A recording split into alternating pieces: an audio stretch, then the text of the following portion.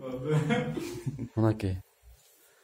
Кыргыздын жигиттери ушундай чачтарды алып, кадимки чачтарды алып, бирден алып, кесип, колундагы ийне менен момундай кылып, ар бирин бирден сайып кетип атат. Сайсаң? Мына жерде.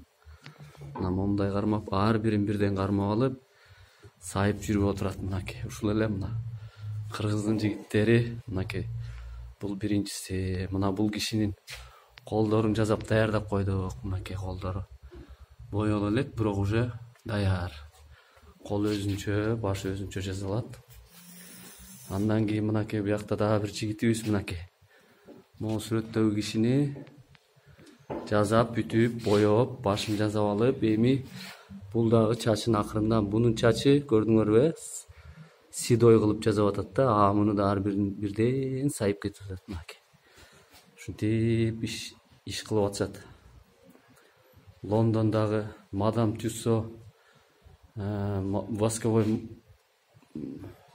музей восковых фигур деген нерсени биздин кыргыздын жигиттери эле тыпырайтып жасап кое алат. Колдорунан келет мынакей.